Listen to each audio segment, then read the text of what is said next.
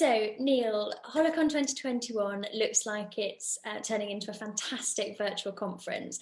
Can you tell us a little bit more about why you're putting the conference on and what you hope it will achieve, please? The bigger purpose behind Holocon 21 specifically is this title, The Great Leadership Project, how we can accelerate authentic leadership and save the world. So big grand title, big ambitious title.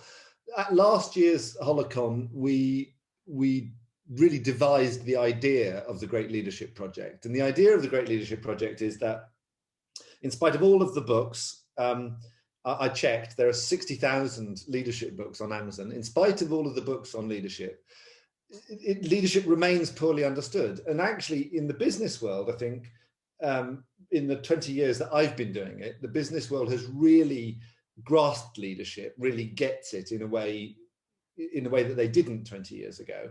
And you know, we've come to understand leadership far better. But in the political world, in the public sector, you know, the evidence is that we still don't understand leadership terribly well. And there are, you know, the very fact that there are so many challenges in the world, in spite of all of the practice we've had, suggests that we don't do leadership very well. However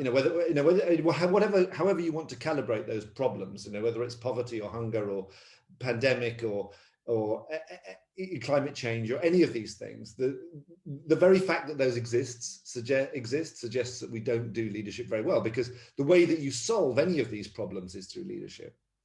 And our view is that there's a particular kind of leadership that solves these problems, and we call that particular kind of leadership authentic leadership. So what we want to do at Holocon 21 is get together, discuss this thing. How do we accelerate authentic leadership? Because Holos, our vision is universal authentic leadership. So how do we get fantastic people together and accelerate authentic leadership? And we're doing, in the business world, I think we're doing a good job. I mean, there's plenty further to go, but it is happening, but it's not happening sufficiently in the public sector. It's not happening in government.